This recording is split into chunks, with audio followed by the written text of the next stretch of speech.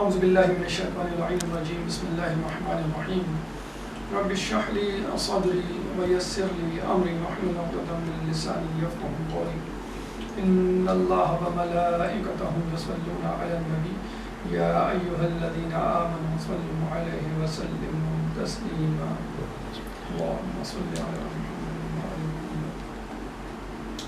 اللہ تبارک و تعالی سورہ جمعہ آیت نمبر 2، سورہ جمعہ قرآن کا 62واں سورہ ہے، چیپٹر 62 ورس نمبر 2 میں فرماتا ہے هو الذی بعث فی الامیین رسولا منہم یتلو علیہم آیاتہ ویزکیہم ویعلمہم الکتاب والحکمہ۔ یہ وہی تو ہے کہ جس نے تمہیں میں سے ایک رسول بھیجا جو ہماری آیات تمہیں پڑھ کر سناتا ہے، تمہارا تزکیہ نفس کرتا ہے اور تمہیں کتاب و حکمت کی تعلیم دیتا ہے۔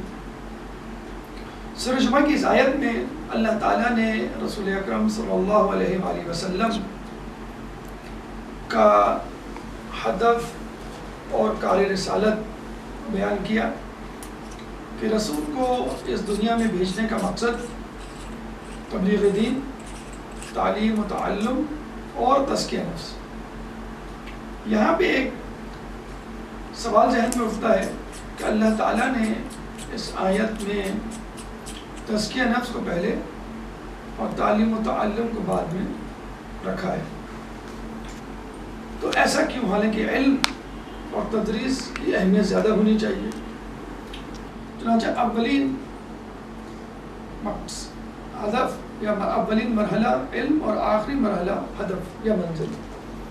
ہم دیکھتے ہیں کہ دنیا کے استادوں میں جو کامن فیکٹر ہے وہ یہ ہے کہ تعلیم و تعلم، یعنی اپنا سبجیکٹ پڑھا دینا۔ اولین شرط یہ ہونی چاہیے کہ ہر استاد اپنے اپنے میدان کا ماہر ہو۔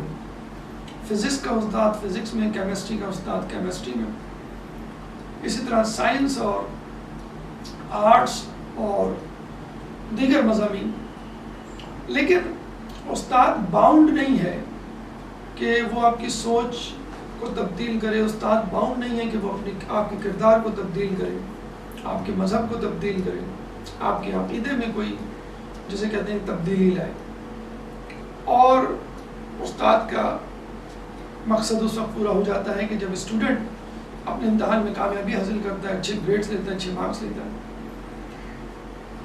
جبکہ مفسرین، فلاسفرز، دانشوروں کا یہ کہنا ہے کہ بہترین استاد وہ ہے کہ جو آپ کی سوچ کا دھارا بدل دے، آپ کی زندگی کو یکسر تبدیل کر دے، آپ کا روٹین روزمرہ کا معمول بالکل یکسر تبدیل ہو جائے۔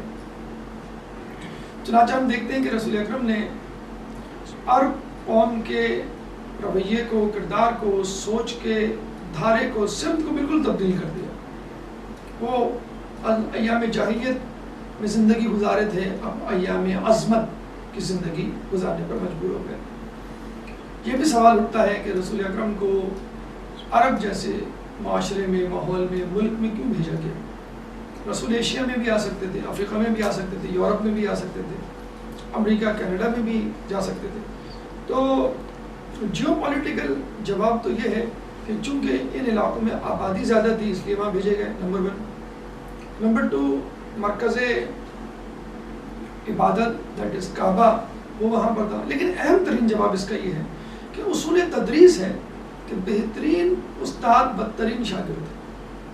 اگر دیکھیں بدترین شاگرد ہو اور بدترین استاد تو کمبینیشن ٹھیک نہیں ہے۔ بدترین شاگرد کو کنٹرول کرنا ایک بدترین یا خراب ٹیچر کے لیے مناسب ممکن نہیں ہے۔ اگر بہترین شاگرد ہو اور بہترین استاد تو بھی کوئی کمال کی بات نہیں ہے۔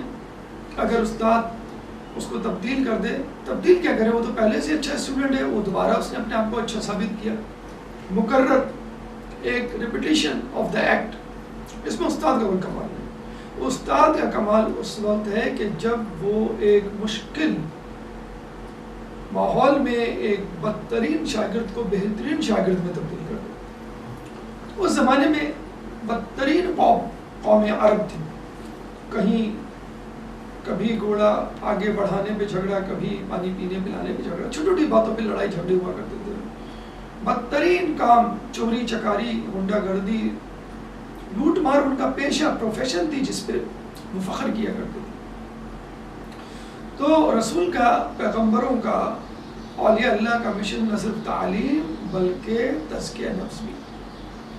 چنانچہ پروفٹ محمد یا کوئی بھی پیغمبر ایک ایسا استاد ہوتا ہے کہ جو آپ کو علم بھی دیتا ہے اور آپ کا تزکیہ نفس بھی کرتا ہے, تھیوری بھی دیتا ہے اور پریکٹیکل بھی کر کے دکھاتا ہے.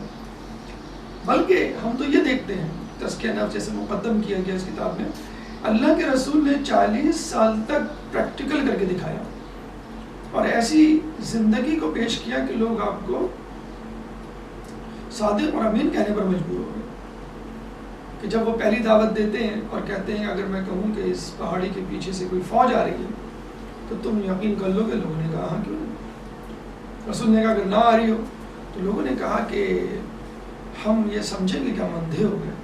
یعنی اپنی بینائی پر اعتبار نہیں, رسول کی صداقت پر اعتبار. پھر ہم دیکھتے ہیں ہجرت کی رات جب لوگ قتل کرنے آتے ہیں انہی لوگوں کی امانتیں رسول کے گھر میں موجود ہوتی ہیں. یعنی آپ کے دشمن, آپ کے قاتل آپ کی امانت کے معترف.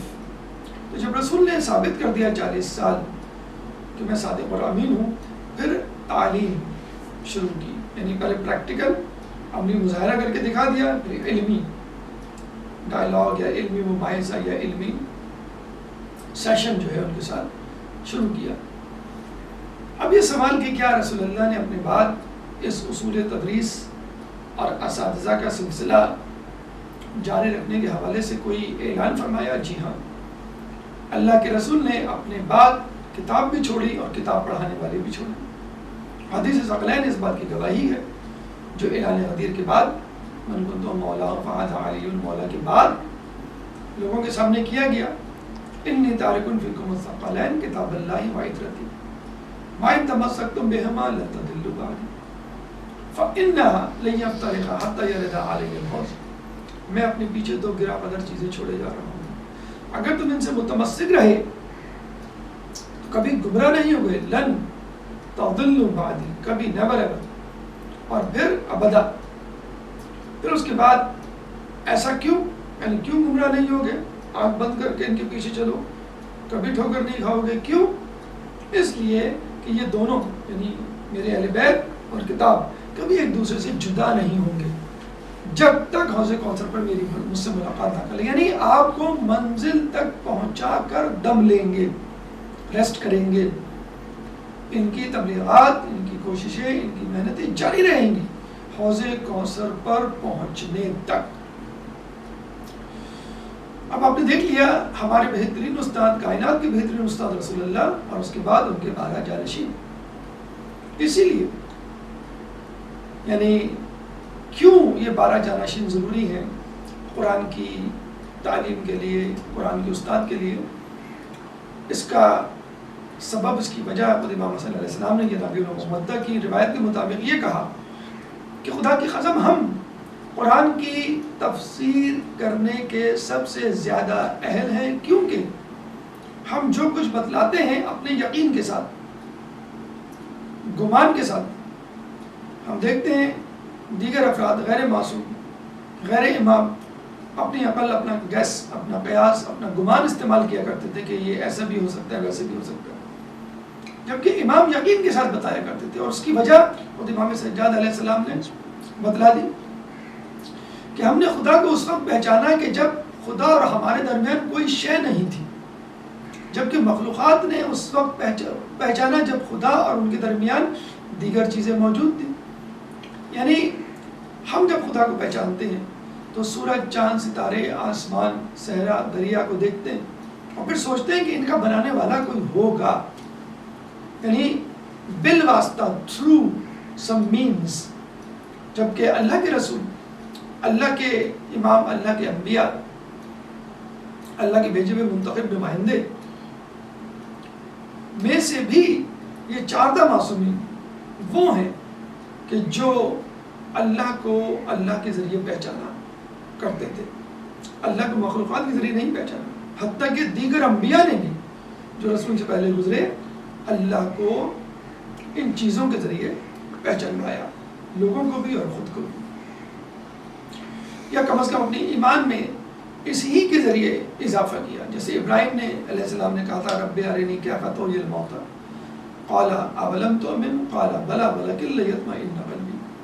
جب ابراہیم نے کہا کہ اللہ میں دیکھنا چاہتا ہوں کہ تو مردہ کو زندہ کیسے کرتا ہے، تو اللہ نے کہا کہ کیا تمہیں ہم پر ایمان نہیں؟ ابراہیم علیہ السلام نے کہا ہے تو، لیکن اطمینان قلب چاہتا ہوں.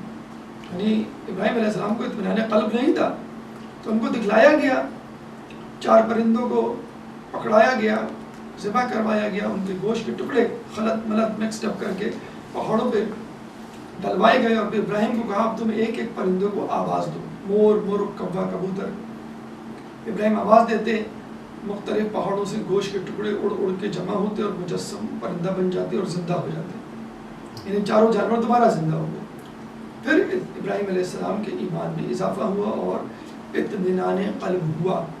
اس کا مطلب ابراہیم علیہ السلام نے بھی مخلوقات میں سے ایک مخلوق کا تجربہ دیکھا، معجزہ دیکھا، اور پھر ان کے ایمان میں اضافہ ہوا اور ان کا اطمینان قلب ہوا. اور رسول کے ساتھ ایک شخص تھا جو کہا کرتا تھا لوگ شف الغطاء ما ازددت یقینا، اگر حجابات ہٹ جائے تو میرے ایمان میں اضافہ نہ ہو. تو ہمارے ائمہ کا ایمان تمام انبیاء کے ایمان سے زیادہ ہے، اور اس کی وجہ کہ انہوں نے اللہ کو اس وقت پہچانا کہ جب خدا موجود تھا اور باقی چیزیں باقی مخلوقات موجود نہیں تھی. تو ان کا ایمان، ان کا عقیدہ، ان کی معرفت بالکل خالص ہے. اس میں کسی اور چیز کی، کسی تجربے کی بھی جسے کہتے ہیں کہ ملاوٹ یا آمیزش نہیں. استاد کی عظمت کے حوالے سے امام علی غیر الحکم میں فرماتے ہیں، امام علی کی حدیث، کہ جس نے مجھے ایک لفظ پڑھایا گویا اس نے مجھے اپنا غلام بنا لیا. یہ ہے height of respect, level of dignity, کہ استاد کا اتنا احترام، اتنی فرما برداری کہ گویا وہ آقا ہے آپ کا، آپ اس کے غلام ہیں. اور امام علی نے بڑی دلچسپ یہ بات کی، اور ایک حدیث میں وہ خود فرماتے ہیں میں رسول کے غلاموں میں سے ایک غلام ہوں، اور ان کے علاوہ کوئی اور استاد نہیں ہوں امام علی کا. چنانچہ آپ کو اپنے استاد کی اتنی عزت، اتنی فرما برداری کرنی ہے جیسے ایک غلام اپنے آقا کی کرتا ہے. پھر اس کے بعد ہم دیکھتے ہیں کہ امام علی غیر الحکم میں فرماتے ہیں کہ اپنے استاد کے لیے کھڑے ہو جاؤ، چاہے تم اپنے استاد اور اپنے باپ کے لیے کھڑے ہو جاؤ، چاہے تم حکمران ہی کیوں نہ ہو. پروفٹ یوسف، حضرت یوسف علیہ السلام کے حوالے سے ہمیں ملتا ہے کہ جب یعقوب علیہ السلام سے ان کی ملاقات ہوئی بہت عرصے بعد، وہ اپنے گھوڑے سے نہیں اترے. وہ شان شوکت کے مالک تھے، اور ان کے وزراء اور ان کے سفراء اور ان کے درباری ان کے ساتھ تھے. ان کو تھوڑا سا معیوب لگا گھوڑے سے اترنا. اللہ تعالیٰ نے ہتھیلی سے ایک نور سا ساتے ہوا جو آسمان کی طرف چلا گیا. پروفٹ یوسف، حضرت یوسف نے فرمایا اللہ یہ کیا تھا؟ اللہ نے کہا کہ یہ نور نبوت تھا جو ہم نے تمہارے صلب سے سلب کر لیا، اٹھا لیا، کیونکہ تم اپنے باپ کی رسپیکٹ، عزت کے لیے کھڑے نہیں ہوئے. تو دیکھا آپ نے، ایک نبی کو بھی اس کی سزا دی گئی، جو گناہ تو نہیں کہلائے گا، ترک اولا بہرحال تھا. امام سجاد طالب علموں کے لیے کھڑے ہو جایا کرتے تھے. تو جو طالب علم کے لیے کھڑے ہو جائے تو اس کے دل میں استادوں کی کیا عزت ہوگی.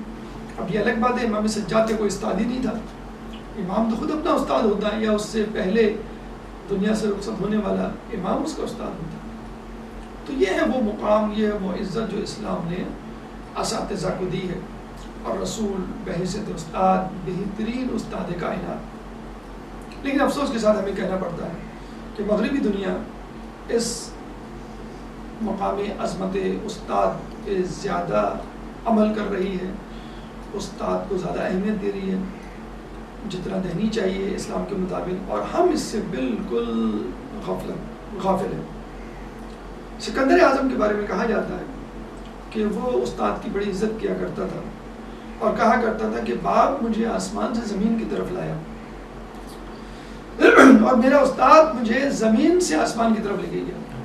ایک دفعہ وہ اور ارسطو کہیں سفر کر رہے تھے، راستے میں دریا آیا، وہ دونوں رک گئے اور سوچنے لگے کیا کیا جائے. معلوم نہیں تھا کہ دریا کتنا گہرا ہے. سکتا ہے کوئی اس میں جائے اور ڈوب جائے، غرق ہو جائے۔ چنانچہ فیصلہ ہوا کہ کوئی ایک جائے گا، اگر وہ ڈوب گیا تو کم از کم دوسرا تو محفوظ رہے۔ اب دوسرا سوال کہ کون جائے، ارسطو یا سکندر؟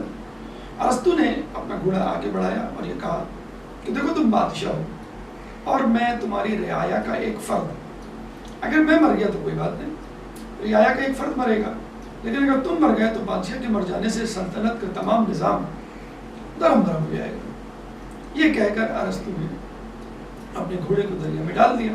ابھی وہ چند قدم ہی چلا تھا کہ سکندر اعظم اپنے گھوڑا آگے دوڑاتے ہوئے اس کے پاس آیا اور کہا محترم استاد آپ نہ جائیے، مجھے جانے دیجیے اور دیکھنے دیجیے کہ دریا کتنا گہرا ہے۔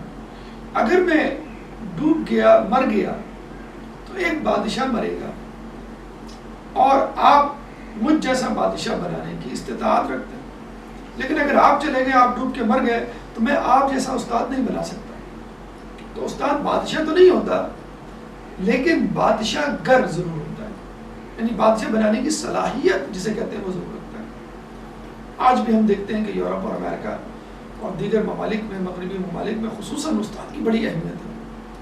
استاد کا سیلری پیکج تمام شعبہ جات میں کام کرنے والے ماہرین سے زیادہ ہوتا ہے۔ ابھی جرمن میں جب بہت زیادہ استاد کی انکریمنٹ سیلری بڑھائی گئی تو لوگ جرمن پرائم منسٹر کے ارد گرد جمع ہو گئے اور جلوس نکلا اور پروٹیسٹ ہوا، احتجاج ہوا کہ آپ نے ایسا کیوں کیا، ہماری سیلری بھی بڑھنی چاہیے، کیا ہم اپنے کاموں سے جسے کہتے ہیں وفا نہیں کر رہے؟ تو جرمن چانسلر نے کہا کہ تم لوگوں کو اس مقام تک لانے والا کون ہے؟ لوگوں نے کہا ہمارے استاد۔ تو جرمن پریزیڈنٹ نے کہا تو پھر مجھے یہ بتاؤ کہ تمہاری سیلری زیادہ ہونی چاہیے یا تمہارے استاد؟ اسی طرح ہمارے ادیب پاکستان کے مشہور مرحوم اشفاق احمد ایک دفعہ اٹلی جاتے ہیں لیکچر دینے کے لیے کسی یونیورسٹی میں، اتفاق سے ان کا چالان ہو جاتا ہے اور ان کو کورٹ میں طلب کیا جاتا ہے۔ اتفاق سے اسی دن طلب کیا گیا جس دن ان کا لیکچر تھا یونیورسٹی میں، وہ نہ جا سکے، دوسرے دن گئے۔ جیسی کورٹ میں طلب ہوئے، پہنچے، جج نے پہلا سوال یہ کیا کہ آپ کل کہاں تھے؟ آپ کی تاریخ آنے کی تو کل کی تھی، آج آپ کیوں آئے تاخیر سے ایک دن؟ تو اشفاق احمد نے کہا کہ کل اصل میں میرا لیکچر تھا اور میں استاد ہوں، اس وجہ سے کل نہ آ سکا۔ یہ سنتے ہی جج اپنی سیٹ سے کھڑا ہوا اور بآواز بلند کہا "A teacher in the court"۔ یہ جملہ سنتے ہی پورا ہال متوجہ ہوا اور ہال میں موجود تمام وکلاء یا عوام جتنے بھی لوگ بیٹھے تھے، حاضرین، وہ سب کھڑے ہو گئے ایک استاد کو رسپیکٹ دینے کے لیے۔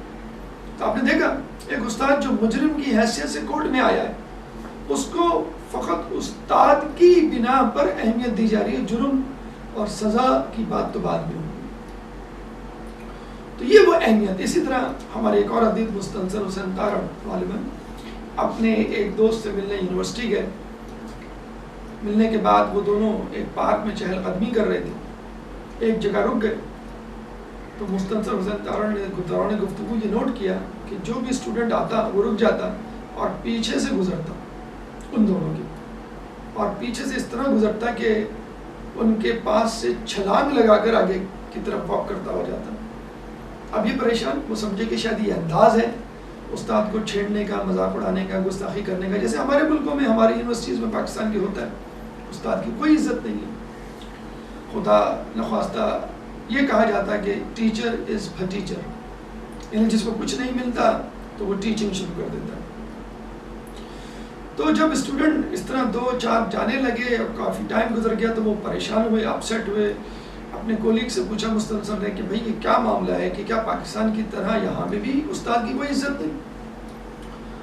تو ان کے یورپین استاد نے کہا نہیں جناب، ایسی بات نہیں، آپ نے دیکھا ہوگا جو بھی اسٹوڈنٹ آتا ہے ہمارے پاس رک جاتا ہے اور آگے سے نہیں گزرتا بلکہ ہمارے پیچھے سے گزرتا ہے، کیونکہ ان کے نزدیک استاد کے سامنے سے گزرنا استاد کی بے ادبی ہے، اور جب وہ پیچھے سے گزرتے ہیں تو چھلانگ لگا کے گزرتے ہیں۔ کیوں؟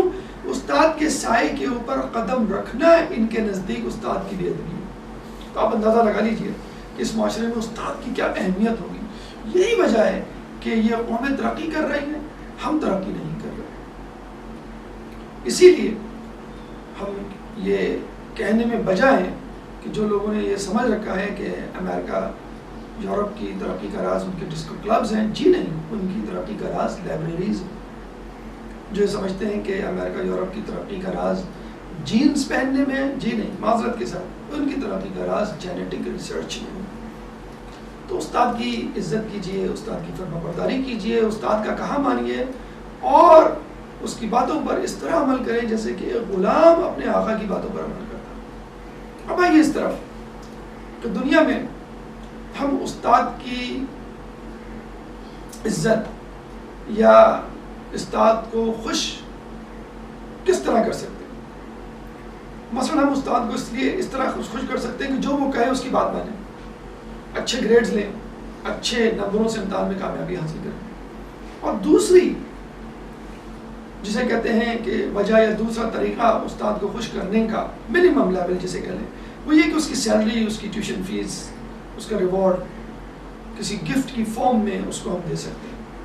جیسے کہ ہم اسکولوں میں دیتے ہیں ٹیوشن فیس، کوچنگ سینٹرز میں دیتے ہیں، یا پرائیویٹ ٹیوٹر جو ہوم ٹیوٹر جو ہوتا ہے اس صورت میں جو ہے وہ ہم ادا کرتے ہیں.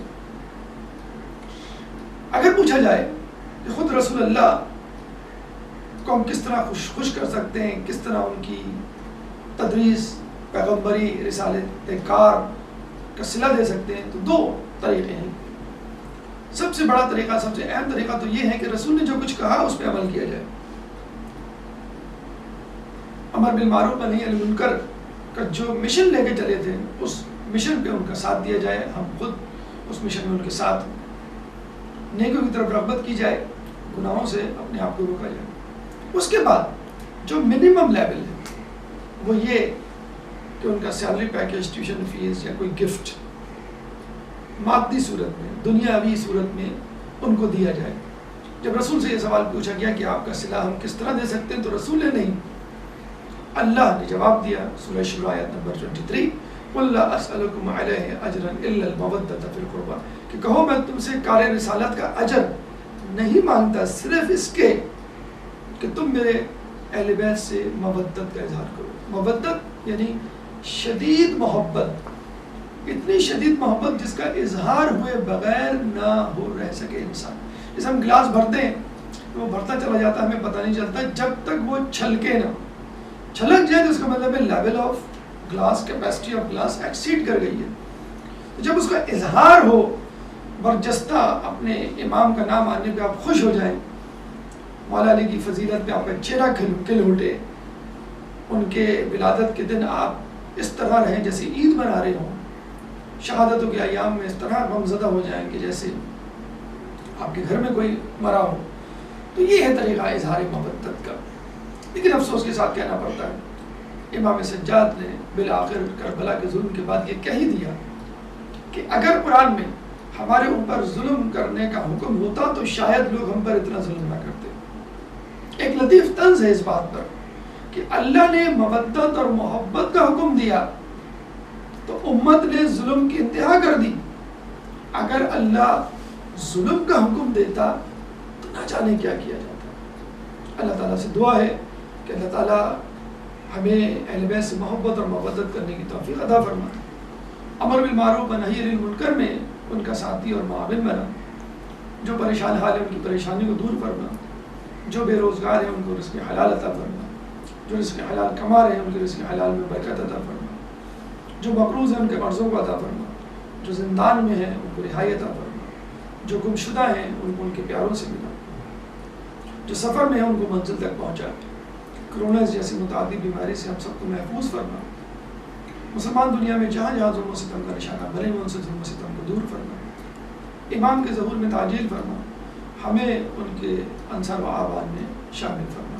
سبحان ربک رب العزت عما یصفون وسلام علی المرسلین والحمد للہ رب العالمین. اللہم صل علی